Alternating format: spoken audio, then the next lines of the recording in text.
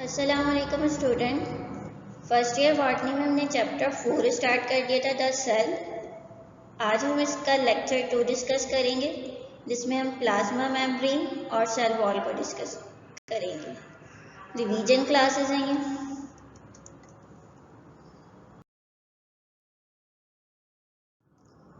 सबसे पहले cell membrane या प्लाज्मा मेम्ब्रेन को डिस्कस करें।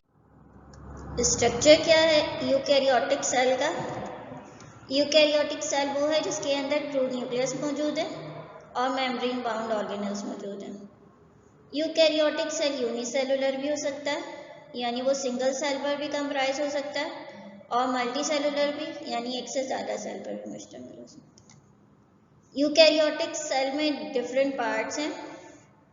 पहला जो है वो प्लाज्मा मेम्ब्रेन है, न्यूक्लियस है, साइटोप्लाज्म और साइटोप्लाज्मिक ऑर्गेनेल्स और लास्ट वन जो है वो सेल वॉल है। प्लाज्मा मेम्ब्रेन, न्यूक्लियस, साइटोप्लाज्म और साइटोप्लाज्मिक ऑर्गेनेल्स ये जो है वो एसेंशियल पार्ट हैं यानी ये सेल के अंदर मौजूद होंगे। सेल वॉल जो है वो किसी सेल में मौजूद होगी, किसी में नहीं होगी। जैसे प्लांट सेल के अंदर सेल वॉल मौजूद है और एनिमल सेल के अंदर सेल वॉल मौजूद नहीं होती। प्लाज्मा मेम्ब्रेन क्या है? कॉमनली जो है वो इसको सेल मेम्ब्रेन या प्लाज्मा लीमा भी कहते हैं।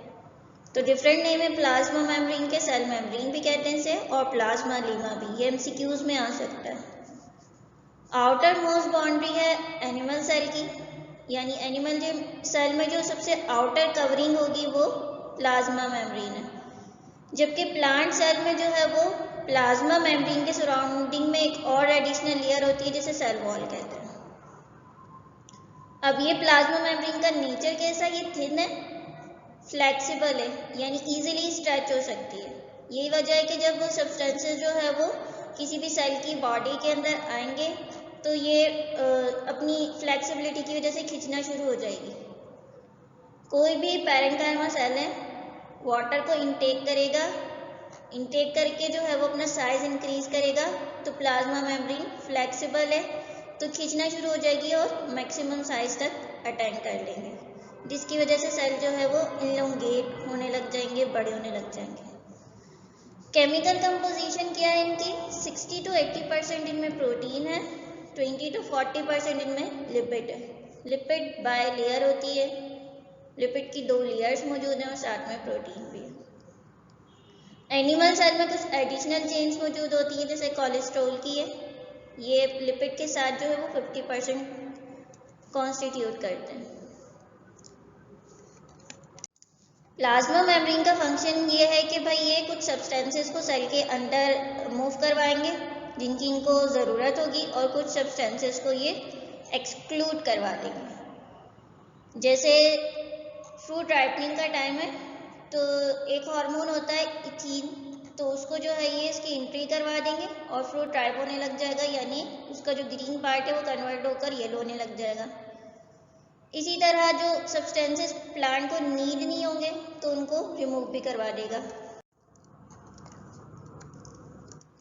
प्लाज्मा मेम्ब्रेन का मोर और लेस सिमिलर स्ट्रक्चर है तमाम लिविंग ऑर्गेनिजम्स में।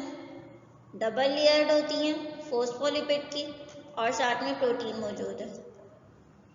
फॉस्फोलिपिड जो है वो 2 पैरेलल लेयर्स में अरेंज होगा। एक लेयर ये है फॉस्फोलिपिड की और दूसरी लेयर ये है। अब ये फॉस्फोलिपिड जो है वो मेजर पार्ट कॉन्स्टिट्यूट करते हैं प्लाज्मा मेम्ब्रेन के। इसके 2 डिफरेंट एंड्स हैं, एक जो है वो हाइड्रोफिलिक हेड है और दूसरा हाइड्रोफोबिक टेल है। तो फॉस्फोलिपिड के 2 डिफरेंट एंड्स हैं, एक हेड पार्ट है और एक टेल पार्ट है। हाइड्रोफोबिक जो है वो टेल है और ये वाटर रिपेलिंग होती है यानी ये वाटर को पसंद नहीं करती, वाटर को दूर कर देती है। नॉन पोलर नेचर है, डिजॉल्व नहीं होगी, लिपिड लेयर है, लिपिड इसका नेचर है तो ये वाटर को डिजॉल्व नहीं करेगी इसलिए नॉन पोलर है। हाइड्रोफोबिक टेल जो है वो प्लाज्मा मेम्ब्रेन में एक दूसरे को फेस करते हैं और किससे बने हुए हैं? ये लिपिड के बने हुए। इसी तरह हाइड्रोफिलिक जो है ये इसका हेड है, ये जो राउंडेड सा है, वाटर लविंग है, वाटर को अट्रैक्ट करेगा, पोलर इन नेचर है, वाटर भी पोलर है और ये भी पोलर है, डिसॉल्व हो जाएंगे इजीली। हाइड्रोफिलिक एंड जो है वो कुछ एसोसिएट करते हैं, यानी इनके ऊपर कुछ एडिशनल चेंजेस लगी हुई हैं कार्बोहाइड्रेट या प्रोटीन के मॉलिक्यूल्स की। ये एक सेल है, इसमें इसकी प्लाज्मा मेम्ब्रेन मौजूद है, ये लिपिड बाइलेयर हैं तो दोनों 2 लेयर्स मौजूद हैं।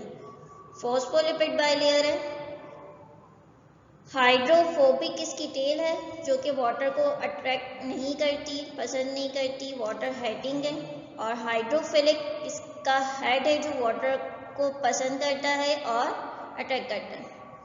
तो ये जो इसका हाइड्रोफिलिक हेड है इसके अंदर 2 ग्रुप्स हैं, एक तो फॉस्फेट का ग्रुप है, दूसरा ग्लिसरोल का।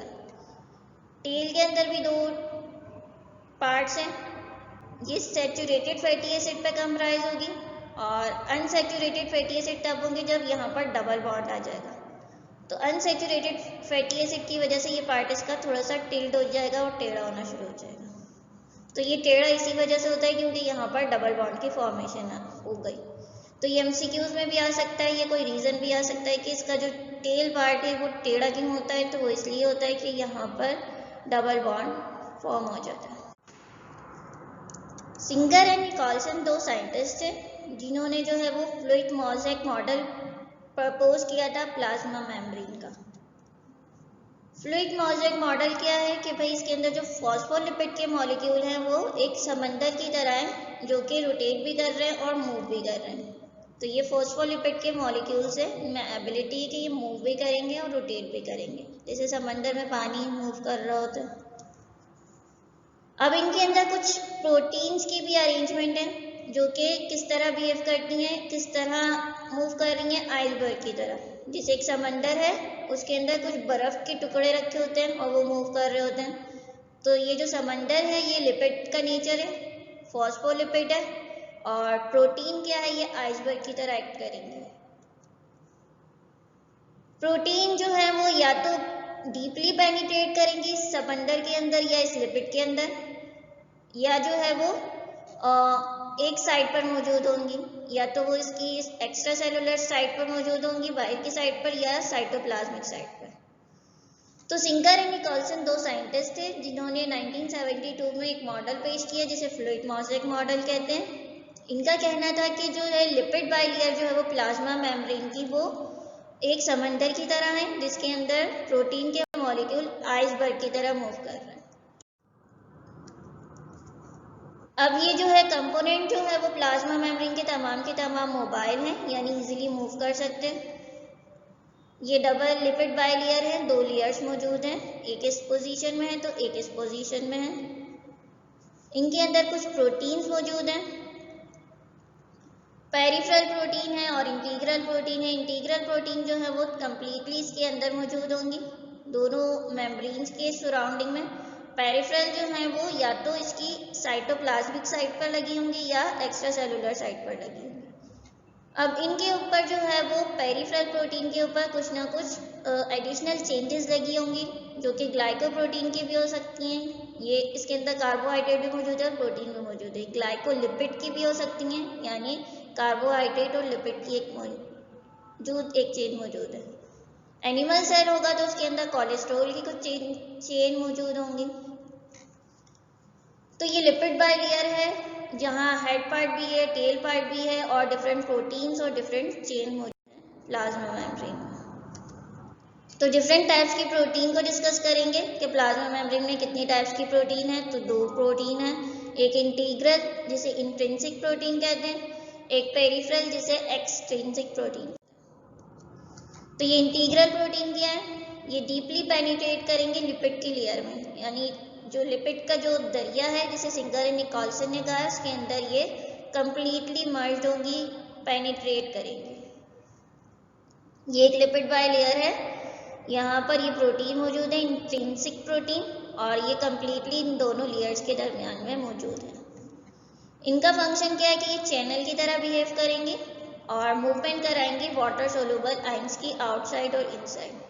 क्योंकि ये जो है वो लिपिड नेचर है, तो लिपिड जो है वो वाटर में डिज़ोल्व नहीं होगा। तो यहाँ कुछ प्रोटीन्स हैं जो वाटर सोल्यूबल मॉलिक्यूल्स की जो है वो मूवमेंट करवाएंगे इनसाइड और आउटसाइड। ये लिपिड था, ये अलाउ ही नहीं करेगा, वाटर को कभी भी डिज़ोल्व नहीं करेगा। तो कुछ इंट्रिंसिक प्रोटीन या इंटीग्रल प्रोटीन होंगे जिनके थ्रू वाटर सोल्यूबल आयंस जो हैं वो आउटसाइड से इनसाइड मूव करेंगे। अब ये जो आयंस है ये कैसे मूव करेंगे, इनकी एक स्पेशल टाइप की मूवमेंट है जिसे बैक एंड फोर्थ मूवमेंट कहते हैं। बैक एंड फोर्थ यानी ये इस पोजीशन से यहाँ आना, इस पोजीशन से दोबारा यहाँ चले जाना। तो यानी ये मॉलिक्यूल्स को यहाँ से यहाँ भी मूव करवाएंगे, और जब इनकी नीड होगी बाहर निकालने की तो ये यहाँ से यहाँ भी मूव करवा देंगे। तो ये बैक एंड फोर्थ इनके अंदर मूवमेंट होगी एक्स्ट्रा सेलुलर और इंट्रा सेलुलर कंपार्टमेंट में। एक्स्ट्रा सेलुलर ये वाला है जो सेल मेम्ब्रेन के बाहर का है, और इंट्रा सेलुलर ये जहाँ पर सेल मौजूद है। पेरिफेरल या एक्सट्रिंसिक प्रोटीन किसे कहेंगे? पेरिफेरल या एक्सट्रिंसिक प्रोटीन जो है वो आउटसाइड पे मौजूद होगी लिपिड बाइलेयर के। अब ये जो है वो एक्स्ट्रा सेलुलर भी हो सकता है, यानी सेल के बाहर की तरफ का भी हिस्सा हो सकता है, और साइटोप्लाज्मिक सरफेस भी हो सकती है जहाँ इसका साइटोप्लाज्म मौजूद है। अब इन प्रोटीन पर कुछ चेन्स लगी होंगी, जिसे लिपोप्रोटीन है, लिपिड और प्रोटीन की चेन लगी होगी, ग्लाइकोप्रोटीन की चेन लगी होगी, तो डिफरेंट टाइप्स की चेन लगी होंगी। अरेंजमेंट इनकी मोज़ेक होगी यानी इर्रेगुलर होगी, कोई स्पेसिफिक पोजीशन नहीं है। अब जहाँ इनकी नीड होगी वहाँ पर ये अरेंज हुई होंगी, तो इर्रेगुलर अरेंजमेंट को मोज़ेक अरेंजमेंट कहते हैं। फंक्शंस क्या है प्लाज्मा मेम्ब्रेन के? इसका फंक्शन है कि ये प्रोटेक्ट करेगी साइटोप्लाज्म जो है सेल का, उसको प्रोटेक्ट करेगी। तो मेन फंक्शन क्या है, ये प्रोटेक्शन प्रोवाइड करेगी। सेमी परमिएबल है यानी कुछ सब्सटेंसेस की एंट्री करवाएगी सेल के अंदर, और कुछ सब्सटेंसेस को रिमूव करवाएगी सेल से। तो जिन सब्सटेंसेस की नीड होगी प्लांट को या किसी भी सेल को, चाहे वो प्लांट का हो या एनिमल को, उनकी जो है वो एंट्री करवा देगी, और जहाँ इन सब्सटेंसेस की नीड नहीं होगी उनको रिमूव करवा देगी। जैसे प्लांट का ग्रोथ का प्रोमोटिंग का सीजन है, तो ये साइटोकाइनिन एक हार्मोन होता है जिसका फंक्शन होता है कि वो सेल को रैपिडली डिवाइड करवा देगा। तो जैसे ही जब उसका ग्रोथ का सीजन होगा तो ये उन सब्सटेंसेस की एंट्री करवा देगी। जैसे ही वो उसको ड्राउट की कंडीशन है यानी वाटर की शॉर्टेज, स्ट्रेस की कंडीशन है, तो ऐसे हार्मोन या ऐसे एंजाइम्स को प्रोड्यूस करेगी जो उसकी ग्रोथ को इनहिबिट कर देंगे। तो जो सब्सटेंसेस प्लांट को नीड होंगे, उनकी ज़रूरत होगी, उनकी एंट्री करवाएगी, और जिनकी ज़रूरत नहीं होगी उनको रिमूव करवा देगी सेल से। ट्रांसपोर्ट करवाएगी, मेंटेन करेगी सेल की पीएच को, आयन कंसंट्रेशन को। अब ये क्यों ज़रूरी है मेंटेन करना पीएच या आयन? तो एंजाइम जो वो सेंसिटिव है, एक स्पेसिफिक पीएच पे वर्क करते हैं। बहुत ज़्यादा पीएच हो जाए या बहुत कम पीएच हो जाए तो ये अपनी एक्टिविटी को शो नहीं करते। तो सुटेबल कंडीशन प्रोवाइड करेंगे, एक ऐसी कंडीशन जिसमें एंजाइम बेटर तरीके से वर्क कर ले, और जो सेल के अंदर जो है वो टॉक्सिक सब्सटेंसेस अगर प्रोड्यूस हो गए तो इनको एक्सक्रीट करवा देगी, यानी वो सब्सटेंसेस जिनकी अब प्लांट को मजीद नीड नहीं है उन सब्सटेंसेस को अपने सेल के अंदर से। ये एक प्लाज्मा मेम्ब्रेन या सेल मेम्ब्रेन की डायग्राम है जिसमें शो किया गया है कि ये फोस्फोलिपिड बाइलेयर्स इसकी शो की गई हैं। हाइड्रोफोबिक इसकी यानी नॉन पोलर इसकी टेल को शो किया गया है जो कि एक दूसरे को फेस कर रही हैं। लिपिड नेचर है यानी ये वाटर पोलर कंपाउंड्स को सोल्यूबल नहीं करेंगी, नॉन पोलर है। हाइड्रोफिलिक इसका हेड है जो कि राउंडेड स्ट्रक्चर है, वाटर को अट्रैक्ट करेगा या वाटर लविंग है, वाटर सोल्यूबल कंपाउंड्स को ये सोल्यूबल करेगा। अब ये जो है वो वाटर को अट्रैक्ट करता है और ये रिपेल कर रहा है, यानी ये वाटर लविंग है और ये वाटर हेडिंग है। तो अगर वाटर सोल्यूबल कंपाउंड को एंट्री करवानी है सेल के अंदर तो यहाँ से तो इंटर हो जाएगा, यहाँ आकर वो मूव नहीं कर पाएगा। तो प्लाज्मा मेम्ब्रेन के अंदर कुछ स्पेशल टाइप की प्रोटीन होंगी जिसे इंटीग्रल या इंट्रिंसिक प्रोटीन कहते हैं। ये चैनल के तौर पर बिहेव करेंगी और वाटर सोल्यूबल कंपाउंड्स को जो है वो आउटसाइड से इनसाइड मूव करवा देंगी।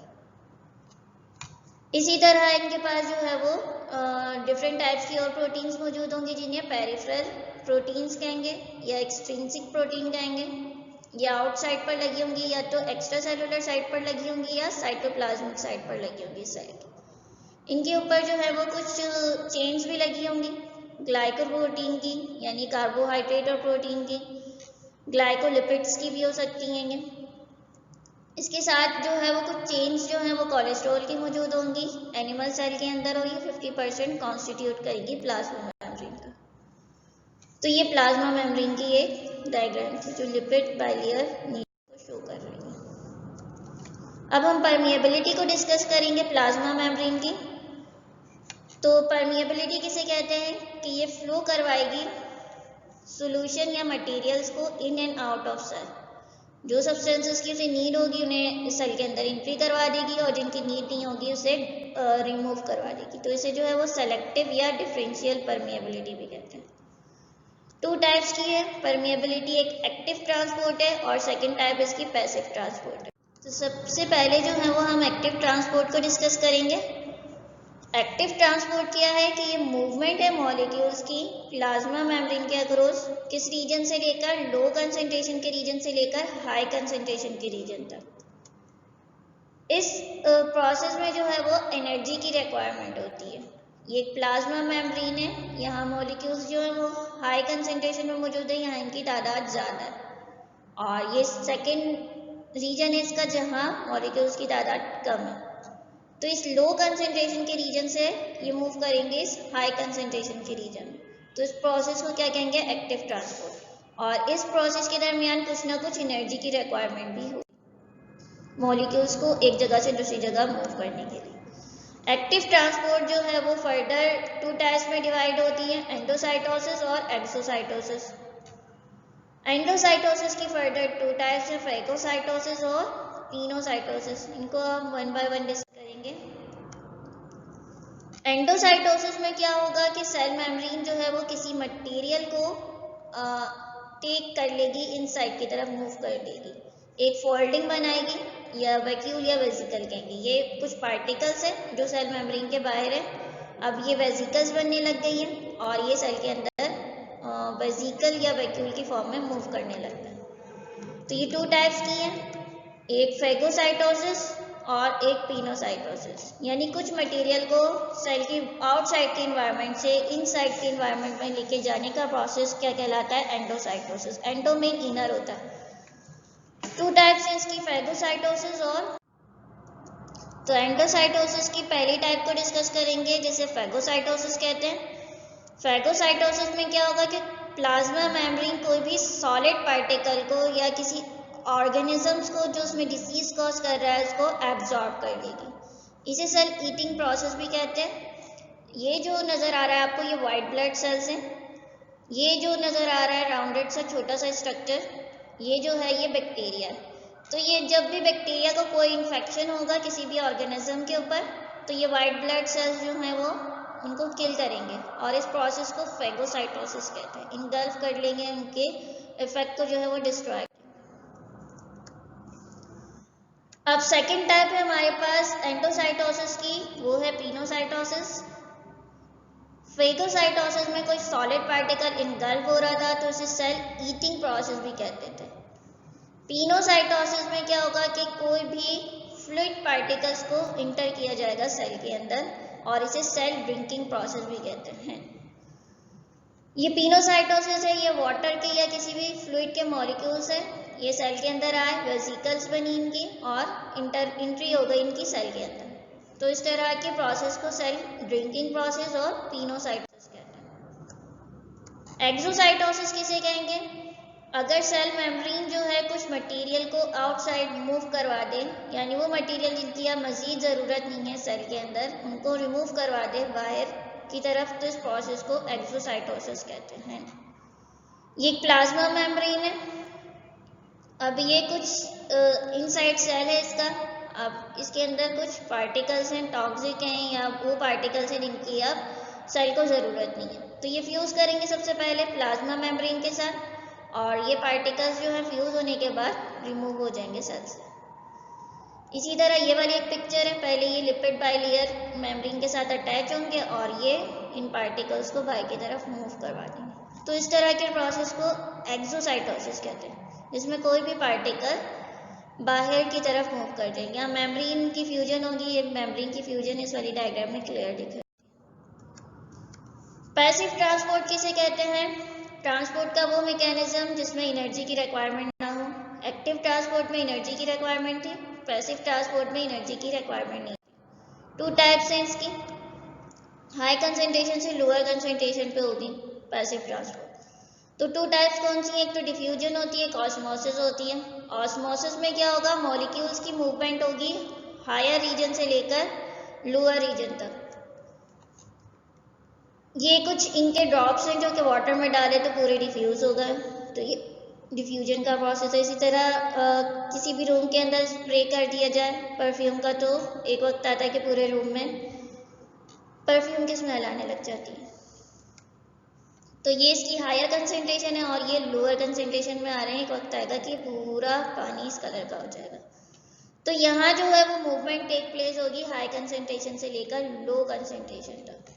कोई भी प्लांट सेल के अंदर कोई भी गैसेस हैं, ऑक्सीजन है, कार्बन डाइऑक्साइड है, बाहर है सेल के, तो जब उन्हें सेल के अंदर लाना होगा तो डिफ्यूजन का प्रोसेस होगा।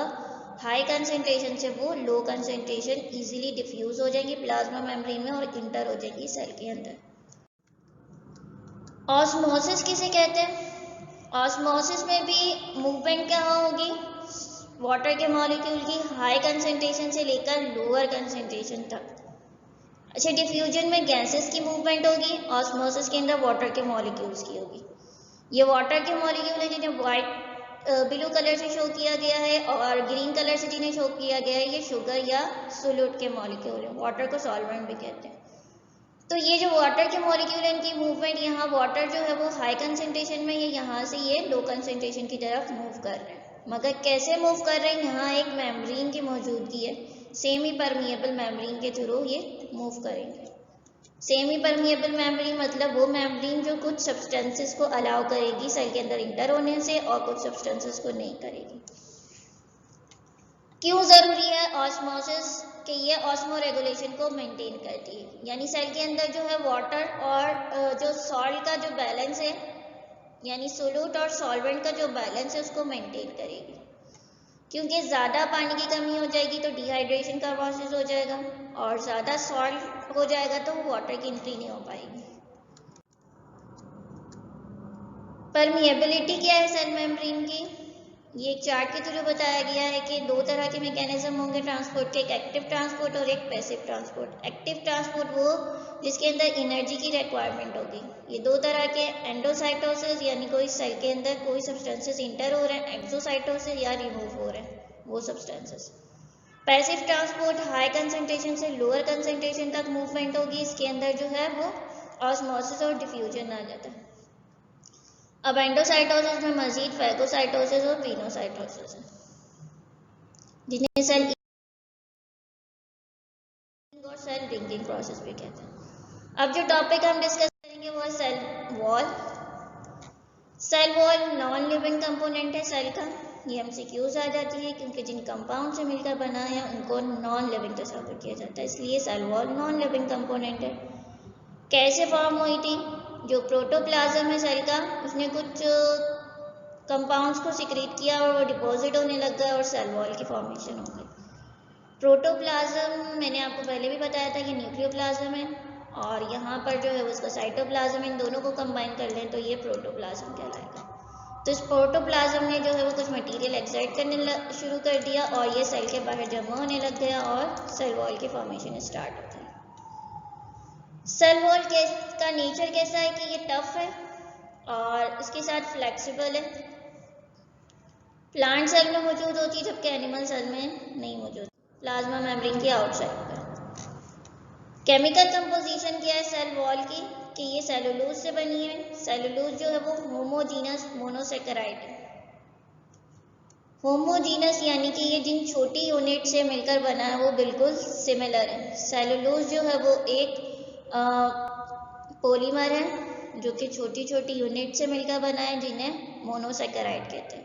तो यहाँ जो मोनोसेकेराइड है वो एक ही टाइप्स के होते हैं, तो इसलिए इसको होमोजीनस मोनोसेकेराइड कहते हैं।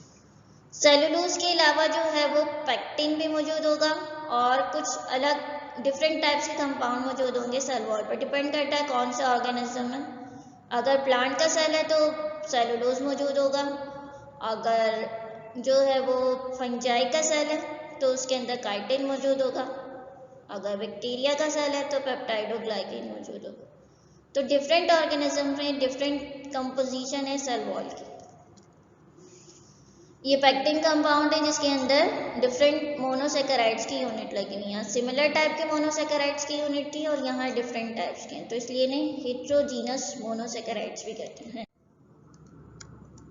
सेल वॉल जो है वो 3 लेयर्स पे कंप्राइज करती है, प्राइमरी वॉल, सेकेंडरी वॉल और मिडल लैमेला। मिडल लैमेला क्या है? मिडल लैमेला फर्स्ट लेयर है जो कि प्राइमरी वॉल नेबरिंग सेल के दरमियान मौजूद होगी। एक ये सेल है, एक ये है, एक ये है, ये 3 सेल है। इन तीनों सेल के दरमियान में ये जो ऑरेंज कलर की लेयर नजर आ रही है आपको, इसको मिडल लैमेला कहते हैं।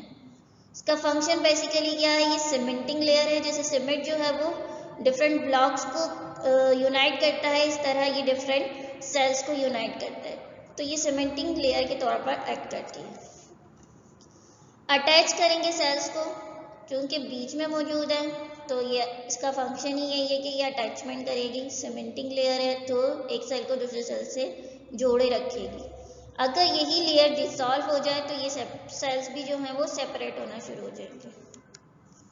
किसकी बनी हुई है? कैल्शियम और मैग्नीशियम पेक्टेट की। प्राइमरी वॉल क्या है? प्राइमरी वॉल जो है वो यंग प्लांट सेल, यानी वो सेल जो न्यूली फॉर्म्ड हुआ, उसके अंदर ये जो है वो आउटर साइड पर होगी प्लाज्मा मेम्ब्रेन पे। चूंकि न्यू सेल है, अभी बना है, जुवेनाइल स्टेज पर है, तो यहाँ पर सेकेंडरी वॉल के फॉर्मेशन नहीं होगी। तो ये जो लेयर है ये आउटसाइड पर मौजूद होगी प्लाज्मा मेम्ब्रेन के। थिन है, इलास्टिक है, यानी स्ट्रेच हो सकती है। स्ट्रेच होगी तो सेल जो है वो अपना साइज बड़ा करेगा और मैच्योर होना शुरू करेगा। जैसे ही सेल मैच्योर होने लगेगा तो लेयर जो है वो थिक और रिजिड होने लग जाएगी।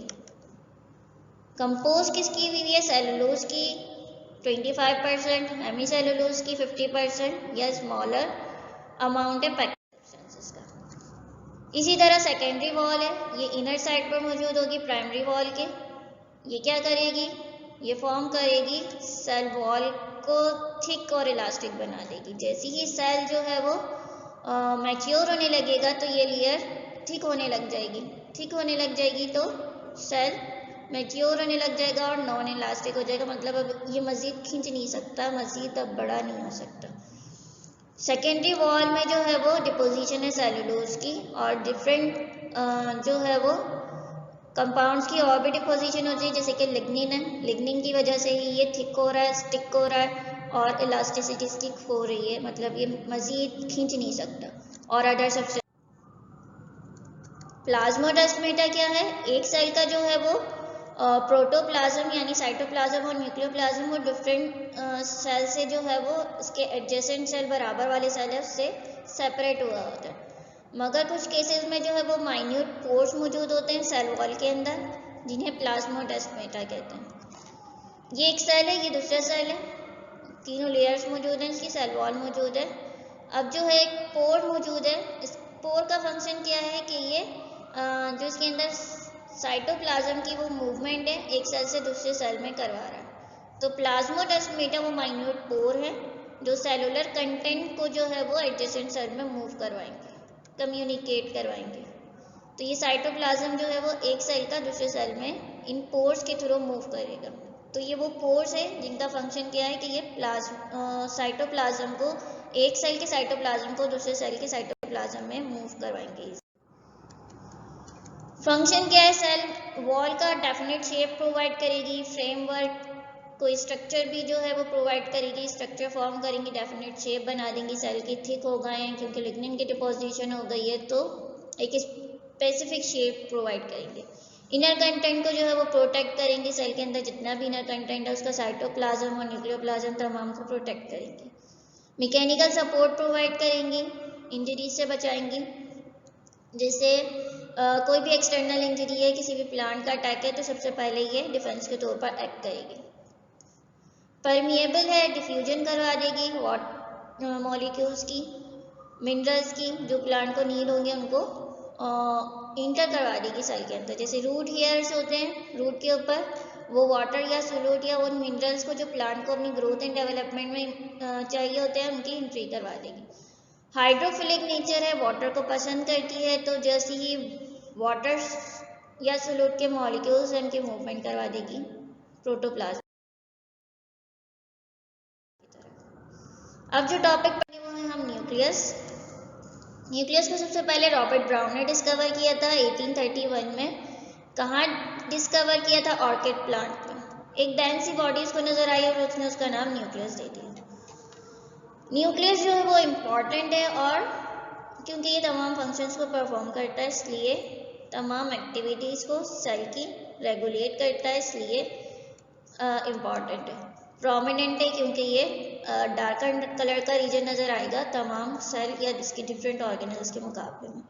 स्पेरिकल है या ओवल शेप का होगा, सेंटर में लोकेट होगा एनिमल सेल के, जबकि प्लांट सेल में जो है वो एक साइड पर मौजूद होगा, इनर साइड की तरफ मौजूद होगा। साइज जो है वो इसका 5 से 25 माइक्रोन तक है। न्यूक्लियस में जो है वो डिफरेंट पार्ट्स हैं इसके स्ट्रक्चर में।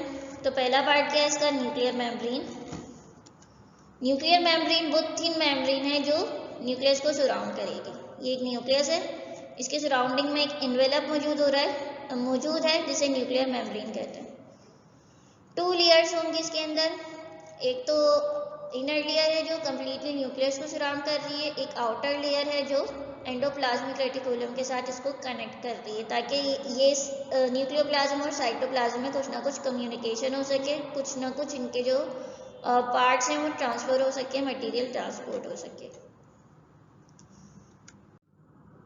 तो न्यूक्लियस के अंदर जो डेंस फ्लूइड मौजूद होगा उसको न्यूक्लियोप्लाज्म कहते हैं। सेकेंड पार्ट जो है वो न्यूक्लियस का न्यूक्लियोप्लाज्म है। न्यूक्लियोप्लाज्म जो है वो प्रोटीन रिच सब्सटेंसेस से मिलकर बना है, और ये डेंस पार्ट से नजर आएगा इसको, तो इसे न्यूक्लियोप्लाज्म या कैरियोलेम भी कहते हैं। ग्रेन्युलर नेचर है, डेंस होगा, मतलब डार्कर कलर होगा इसका साइटोप्लाज्म के मुकाबले में। न्यूक्लियोप्लाज्म में अब कुछ थ्रेड लाइक स्ट्रक्चर मौजूद होंगे जिन्हें क्रोमैटिन नेटवर्क कहेंगे, या इसका एक और नाम भी है जिसे न्यूक्लियर रेटिकुलम कहते हैं। तो न्यूक्लियोप्लाज्म को कैरियोलेम कहते हैं, और जो ये जो थ्रेड लाइक स्ट्रक्चर है जिन्हें क्रोमैटिन नेटवर्क कह रहे हैं या न्यूक्लियर रेटिकुलम कह रहे हैं। तो इन नाम को भी याद रख लीजिएगा, ये एग्जाम्स में आ सकते हैं। क्रोमैटिन नेटवर्क में जो है वो डीएनए मौजूद होगा इसका, यानी डीऑक्सीराइबोन्यूक्लिक एसिड, और कुछ प्रोटीन्स मौजूद होंगी कि जब रेप्लिकेशन का डिवीजन का टाइम होगा तो ये अपने अमाउंट को डबल करेंगे। अब ये जो थ्रेड लाइक स्ट्रक्चर थे ये ब्रेक होने के बाद क्रोमोसोम्स बना देंगे, इस तरह के स्ट्रक्चर बना देंगे। वो जो थ्रेड लाइक स्ट्रक्चर था गुच्छों की सूरत में मौजूद था, ये जो है वो जब डिवीजन का टाइम होगा तो ब्रेक होकर इस तरह के स्ट्रक्चर्स को फॉर्म कर लेगा। इनके ऊपर जो है वो न्यूक्लियस के ऊपर जो क्रोमोसोम्स के ऊपर जो है इनकी हेरिडिटरी कैरेक्टर मौजूद होंगे जीन्स की फॉर्म में। ये इसका एक राउंडेड बॉडी होगी सेंट्रोमियर, और ये जो है ये इसके 2 आर्म्स मौजूद होंगे। इन आर्म्स के ऊपर जीन्स मौजूद होंगी जहाँ हेरिडिटरी कैरेक्टर या इन्फॉर्मेशन मौजूद होगी। जैसे आपके आई कलर की इन्फॉर्मेशन हो गई, सपोज करें आपके हेयर कलर की इन्फॉर्मेशन हो गई, तो जीन्स की सूरत में जो है वो इन क्रोमोसोम्स मौजूद होगी। राउंडेड बॉडी सेंट्रोमियर कहला रही है। ये दोनों आर्म मिलकर इसके क्रोमेटाइड कहलाएंगे, और ये एक सिंगल क्रोमोसोम। क्रोमोसोम्स का नंबर जो है वो वेरी करेगा स्पीशी टू स्पीशी, यानी हर स्पीशी में डिफरेंट नंबर है क्रोमोसोम्स के। ह्यूमन में 46 हैं, फ्रूट फ्लाई में 8 हैं, कॉर्न जो है मकई जो है उसके अंदर 20 क्रोमोसोम्स हैं। तो इन क्रोमोसोम्स के नंबर को भी याद रख लीजिएगा, हो सकता है एमसीक्यूज में आ जाए। तो हर क्रोमोसोम्स के 2 डिफरेंट पार्ट्स हैं, सेंट्रोमियर ये राउंडेड सा स्ट्रक्चर, और क्रोमेटाइड्स ये दोनों आर्म जिनको मिलाकर क्रोमेटाइड्स कहते हैं। क्रोमेटाइड्स जो है वो थ्रेड लाइक स्ट्रक्चर है, ये अटैच होंगे राउंडेड बॉडी से जिसे सेंट्रोमियर कहते हैं। तो ये जो आर्म है इसकी ये थ्रेड लाइक होंगे, और ये अटैच होंगे एक सेंट्रल बॉडी से जिसे सेंट्रोमियर कह रहे हैं। अब इस सेंट्रोमियर की बेसिस पे जो है वो क्रोमोसोम्स की डिफरेंट टाइप्स हैं। एक मेटासेंट्रिक है वी शेप जिसमें इक्वल आर्म होंगे यानी इक्वल क्रोमेटाइड्स होंगे। सब मेटासेंट्रिक जे और एल शेप है जिसमें अनइक्वल आर्म्स होंगे। ये मेटासेंट्रिक की टाइप है जिसमें दोनों क्रोमेटाइड्स जो हैं वो दोनों आर्म्स यानी क्रोमेटाइड्स जो हैं वो सेम साइज के हैं। तो इसे वी शेप क्योंकि ये वी की तरह का स्ट्रक्चर बना रहा है तो इसलिए इसे मेटासेंट्रिक कह रहे हैं। सब मेटासेंट्रिक जे और एल अनइक्वल आर्म है, एक छोटा है एक बड़ा है, मगर इनकी पोजीशन थोड़ी सी चेंज है। ये एल और जे शेप की अपीयरेंस दे रहे हैं इसलिए इनको सब मेटासेंट्रिक कह रहे हैं। एक्रोसेंट्रिक में क्या होगा कि अनइक्वल होंगे, एक बहुत छोटा होगा और एक बहुत बड़ा होगा। तो इस पोजीशन टाइप की जो अरेंजमेंट है उसको एक्रोसेंट्रिक या सब टीलोसेंट्रिक कहेंगे। टीलोसेंट्रिक में क्या होगा कि सेंट्रोमियर जो है वो एंड पर लगा होगा और इसमें एक सिंगल आर्म मौजूद होगा। तो इस टाइप की अरेंजमेंट को टीलोसेंट्रिक क्रोमोसोम कहते हैं। न्यूक्लियोलस क्या है? एक राउंडेड सा स्ट्रक्चर है जो न्यूक्लियस के अंदर मौजूद है, डेंस अपीयरेंस दे रहा है, इससे न्यूक्लियोलस कह रहे हैं। ग्लोब्यूलर बॉडी है न्यूक्लियस के अंदर मौजूद है जिसे न्यूक्लियोलस कहते हैं। ये प्रोटीन या आरएनए पे कंसिस्ट होगा। आरएनए क्या है? एक डबल स्ट्रैंडेड डीएनए होता है, डबल स्ट्रैंडेड होता है। आरएनए क्या है? ये इसका सिंगल स्ट्रैंड होता है, इसको राइबोन्यूक्लिक एसिड कहते हैं। तो ये सिंगल स्ट्रैंडेड, इसके अंदर आरएनए होगा और प्रोटीन होगी। जब सेल डिवीजन का टाइम होगा तो ये न्यूक्लियोलस डिसअपेयर होगा और जैसे ही सेल डिवीजन खत्म हो जाएगी तो ये दोबारा रिपेयर हो जाएगा। ऐसा क्यों हो रहा है भाई कि डिसअपेयर होने के बाद रिपेयर हो रहा है? क्योंकि जब डिवीजन का टाइम है, इसका मेन फंक्शन क्या है? ये राइबोसोम्स को बनाता है। जब डिवीजन का टाइम है तो वहाँ नीड ही नहीं है कि प्रोटीन बना ले, क्योंकि डिवीजन से पहले इंटरफेस का एक प्रोसेस होता है जहाँ सेल अपने एसेंशियल प्रोटीन्स को पहले से ही बना लेता है। तो अब जब डिवीजन का टाइम होगा तो ये डिसअपेयर हो जाएगा, इसकी कोई नीड नहीं होगी। जैसे ही डिवीजन कंप्लीट हो जाएगी तो ये डॉटर सेल में रीअपेयर होने लग जाएगा। फंक्शन क्या है न्यूक्लियस के? ये वाइटल एक्टिविटीज को परफॉर्म करता है। तमाम फंक्शंस जो हैं वो जो सेल को नीड है, ज़रूरत है जिन फंक्शंस को परफॉर्म करने की, तमाम के तमाम न्यूक्लियस में परफॉर्म होते हैं। इसी वजह से इसको ब्रेन ऑफ द सेल भी कहते हैं, क्योंकि तमाम रेगुलर फंक्शनल एक्टिविटीज़ को परफॉर्म कर रहा है, इसलिए ब्रेन बॉक्स ऑफ सेल भी कहलाता है। क्रोमोसोम्स जो हैं वो ट्रांसफ़र होते हैं क्योंकि यहाँ हेरिडिटरी मटेरियल है, तो ये क्रोमोसोम्स को ट्रांसफ़र करने में भी हेल्प करता है पेरेंट्स से ऑफस्प्रिंग में। हेरिडिटरी करेक्टर क्योंकि यहाँ जीन से जीन्स पेरेंट्स से ऑफस्प्रिंग में ट्रांसफ़र होंगे। सेल डिवीजन में या रिप्रोडक्शन में हेल्प करेगा।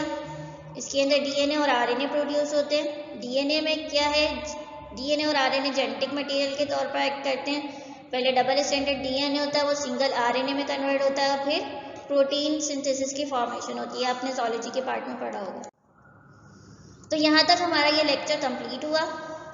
हमने यहाँ डिफरेंट टाइप्स पढ़ी, सेल मेम्ब्रेन की, सेल वॉल की और न्यूक्लियस को पढ़ा। तो न्यूक्लियस का जब भी शॉर्ट नोट आएगा 1 मार्क के लिए, तो आपने सिर्फ न्यूक्लियस का ये बताना है कि ये किस तरह का स्ट्रक्चर है और इसके फंक्शंस को बताना है, मगर इसके कंपोनेंट्स को डिस्कस नहीं करना।